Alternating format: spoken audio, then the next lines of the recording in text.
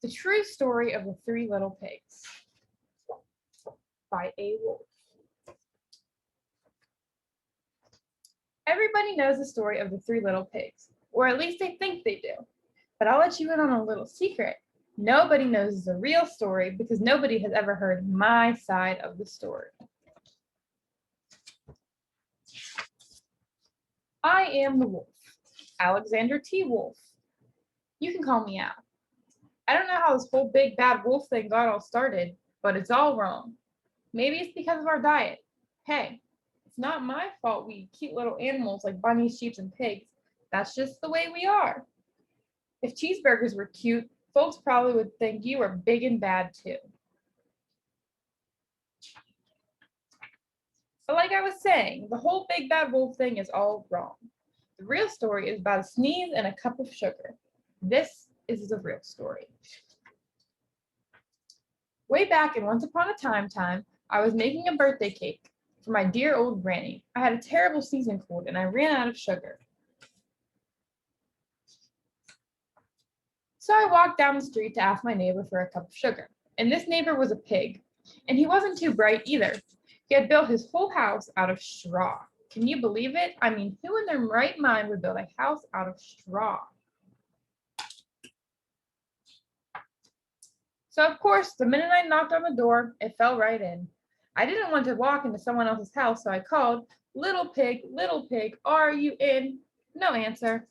I was just about to go home without the cup of sugar for my dear old granny's birthday cake. That's when my nose started to itch and I felt a sneeze coming on. When I huffed and I snuffed and I sneezed a great big sneeze. And you know what? That whole darn straw house fell down, and right in the pile of the old straw was the first little pig, dead as a doornail. He had been home the whole time. It seemed like a shame to leave a perfectly good ham dinner lying there in straw, so I ate it up. Think of it as a big cheeseburger just lying there. I was feeling a little better, but I still didn't have the cup of sugar. So I went to the next neighbor's house. This neighbor was the first little pig's brother. He was a little smarter, but not much. He built his house of sticks. I rang the doorbell on the stick house and nobody answered. I called, Mr. Pig, are you in? He yelled, go away, Wolf, you can't come in. I'm shaving the hairs on my chinny chin chin.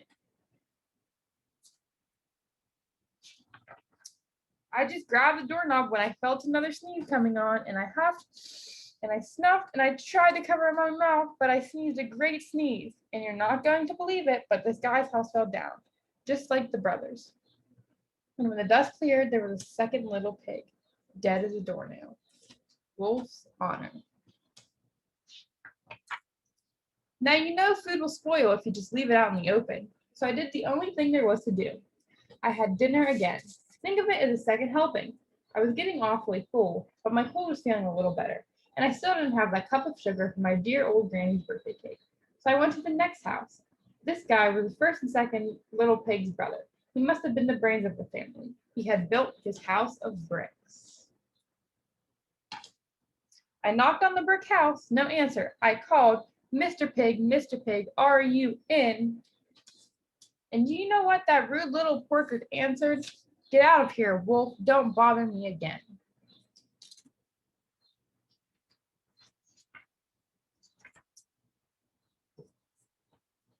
Talk about impolite. He probably had a whole sack full of sugar, and he wouldn't give me one little cup for my dear sweet old granny's birthday cake. What a pig. I was just about to go home and maybe make a nice birthday card instead of a cake when I felt my cold coming on. And I snuffed, and I huffed, and I snuffed, and I sneezed once again. And the third little pig yelled, and tell your old granny to sit on a pin. Now, I'm usually a pretty calm fellow, but when somebody talks about my granny like that, I go a little crazy. And when the cops drove up, of course, I was trying to break down the pig's door. And the whole time I was huffing and puffing and sneezing and making a real scene.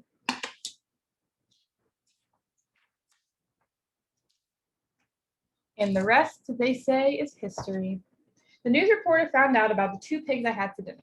They figured a sick guy going to borrow a couple of sugar didn't sound very exciting.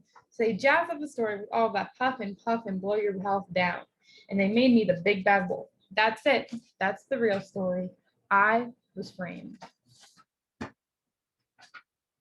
But maybe you could loan me a cup of sugar. The end.